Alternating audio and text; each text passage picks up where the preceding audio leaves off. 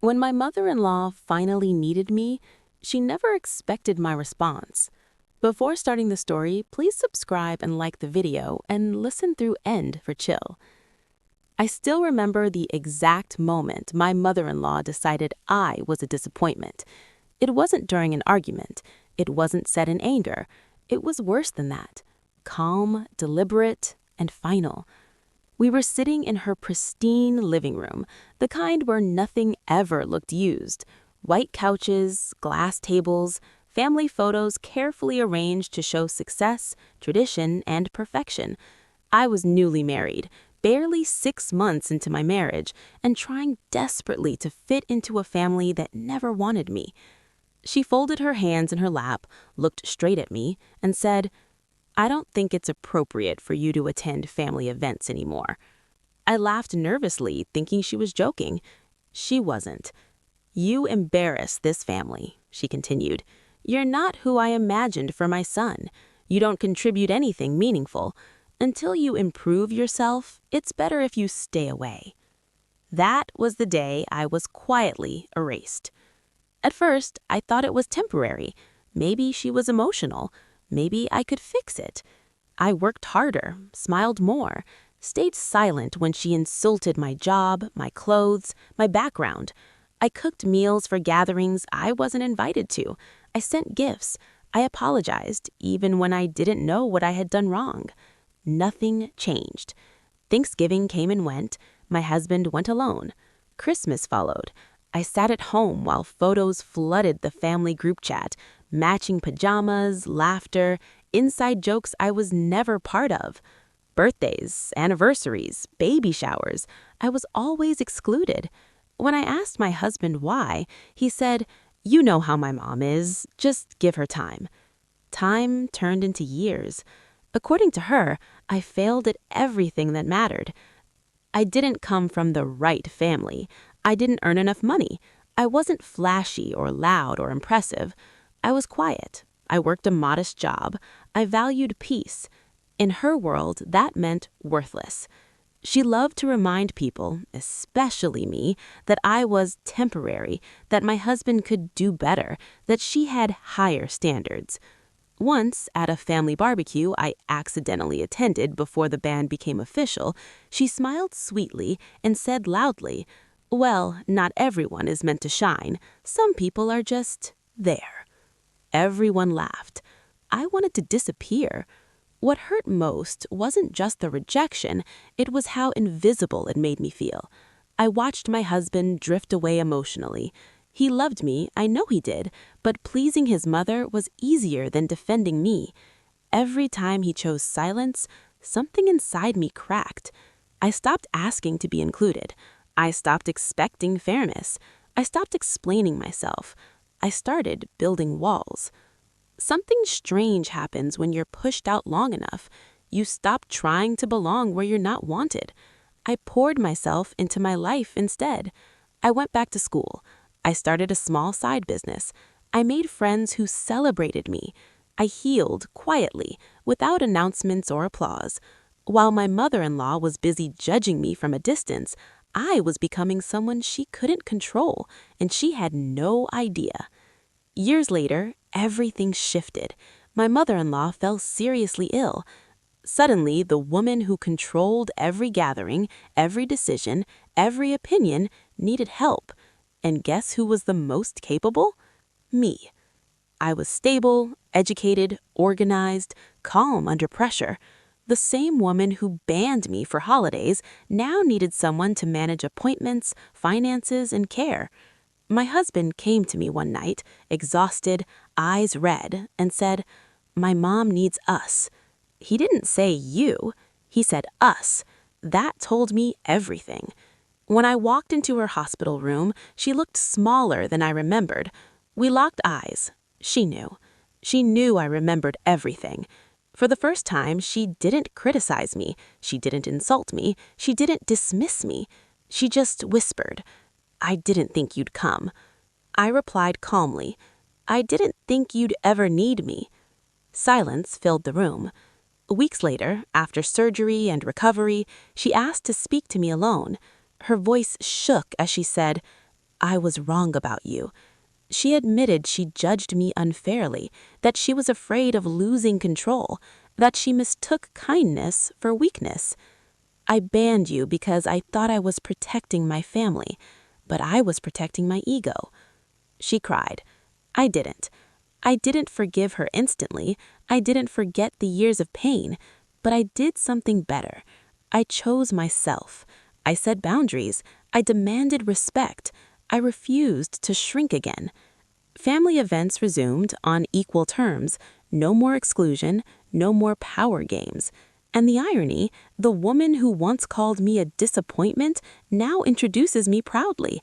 But I no longer need her approval. Being banned broke my heart, but it also freed me. I learned that rejection is sometimes redirection, that silence can be strength, and that the people who underestimate you often do it because they fear what you might become. I wasn't a disappointment. I was just inconvenient to someone who needed control, and that made all the difference. I thought the apology would be the end of it. I was wrong, because real revenge didn't come from confrontation or humiliation. It came from choice. 6 months after her recovery, my mother-in-law decided to host a welcome-back family dinner. This wasn't just any gathering. It was the kind of event she lived for: extended relatives, old friends, community leaders, the people whose opinions meant everything to her. For the first time in years, my name was on the invitation. Printed neatly, no hesitation, no conditions. My husband smiled. She wants you there. She's proud of you now. That word now settled heavy in my chest.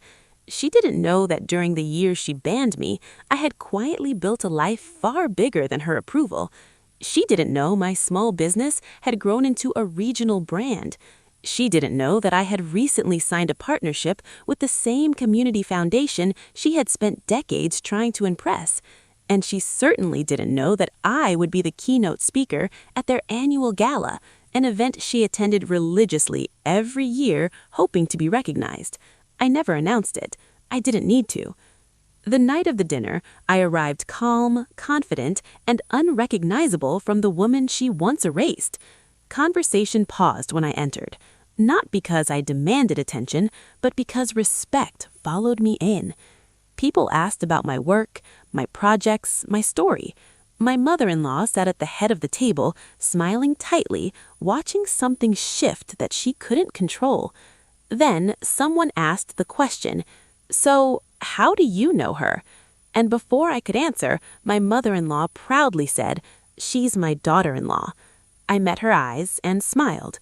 "Yes," I said gently. "After years of being excluded, I finally am." The room went quiet, not uncomfortable, honest. A week later came the gala. Hundreds of people, bright lights, applause echoing through the hall. When my name was announced as the keynote speaker, I saw her freeze in her seat. She hadn't known. As I stepped onto the stage, I didn't attack her. I didn't shame her. I told my story about being underestimated, about being labeled a disappointment, about being erased from rooms I was later invited to lead. I said, sometimes the people who exclude you aren't trying to hurt you. They're trying to protect themselves from what you might become. Applause rose slowly, then thundered. I never looked at her. She felt it anyway. After the speech, she approached me, tears in her eyes. "I didn't have no idea," she whispered. I nodded calmly. That was the point. Not cruel, not loud, not petty, just truth timed perfectly. Later that night, she asked if we could be close now. I answered honestly. We can be respectful, we can be kind, but we won't pretend the past didn't happen. Her power came from rewriting history. Mine came from refusing to do so. I didn't take anything from her. I didn't embarrass her intentionally. I didn't lower myself. I simply became undeniable. And that's the kind of revenge that lasts, because it doesn't require you to stay angry. It requires you to move on without asking permission. She banned me from her table, so life gave me a stage she couldn't remove me from. The applause faded, the lights dimmed, Life moved on, but for my mother-in-law, something fundamental had shifted, and she felt it immediately. Because power, once exposed, never returns the same. After the gala, family gatherings became different. Not hostile, not dramatic, just balanced. People no longer waited for her approval before speaking to me. They asked me questions, included me in plans, valued my opinion. She noticed. Every time. The woman who once decided who belonged now had no say at all. And I never lifted a finger. What my mother-in-law feared wasn't being disliked, it was being irrelevant. And irrelevance crept in quietly. Family decisions were made in group chats she wasn't added to. Holiday plans rotated between homes, including mine. Traditions evolved naturally, without her permission. She wasn't excluded. She was simply no longer central. That hurt more than any revenge could. One afternoon, she invited me for coffee. Her tone was soft, careful. "I want things to be the way they used to be," she said. I sipped my coffee slowly. "They are," I replied. "Just not for you." She blinked. "I don't understand." I met her eyes calmly. "For years, you controlled access. You decided who was worthy of belonging. Now, no one does." That was the moment she realized control doesn't disappear, it transfers, and she had already lost it. What shocked her most wasn't my confidence, it was the family's change. They remembered the missed holidays, the empty chairs, the excuses they made for her. Once the truth surfaced, they couldn't unsee it. They didn't confront her, they simply stopped enabling her. And nothing is more devastating to a manipulator than a room that no longer responds. Months later, she made one last move. She announced she was updating her will. It was supposed to be leverage, a reminder of who still held power. She expected fear. She expected negotiation. Instead, she got indifference. My husband looked at me and said, "We'll be fine either way." I smiled, because she finally understood something that shattered her completely. She no longer had anything I needed. A week later, she called me. Her voice cracked. "I thought banning you would protect my family," she said. "But all it did was teach you how to live without us." I answered softly. "It taught you how to live without you." Silence followed, heavy, final. Today, we coexist. We're polite, civil, distant. She attends events, but she doesn't run them. She speaks, but she's no longer the loudest voice. And me? I sit at the table because I choose to, not because I'm allowed. By the time my mother-in-law realized the damage was permanent, there was nothing left to undo. Because some power doesn't disappear in one dramatic moment. It fades, slowly, quietly, until you wake up one day and realize no one is listening anymore. Her house used to be the heart of the family. Every holiday, every announcement, every decision. But now it sat mostly silent. Decorations went up late, dinners were smaller, invitations were cautious, no longer commands, just requests. She would say, "Let me know if you're coming," instead of "be there at 6. That shift crushed her more than exclusion ever could, because it meant authority was gone. Eventually, the will became public knowledge, not because she announced it, but because she couldn't stop hinting.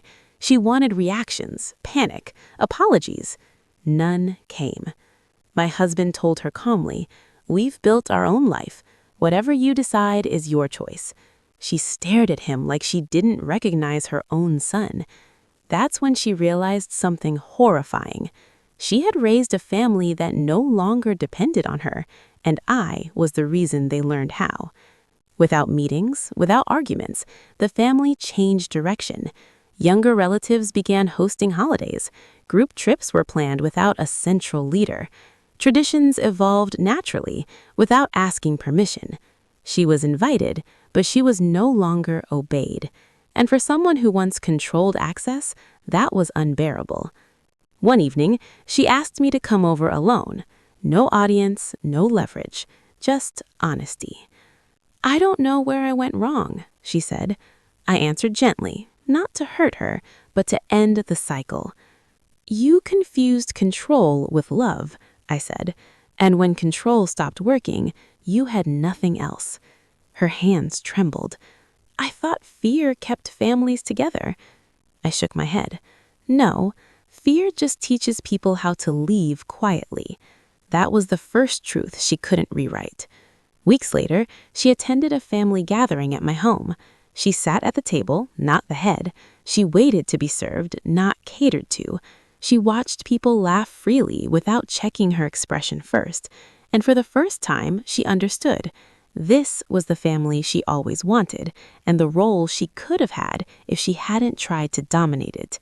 But that version of the future was gone. She didn't lose money. She didn't lose her family completely. She lost something worse. She lost authority over the narrative. No one feared her. No one chased her approval. No one shaped their lives around her moods. She was present, but no longer powerful. And power, once stripped, never returns the same. I didn't cut her off. I didn't punish her. I did something far more final.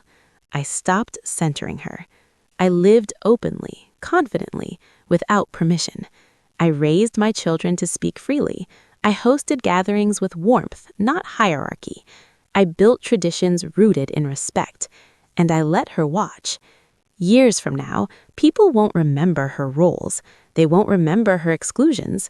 They'll remember who made them feel safe, who welcomed everyone, who listened, who broke the cycle.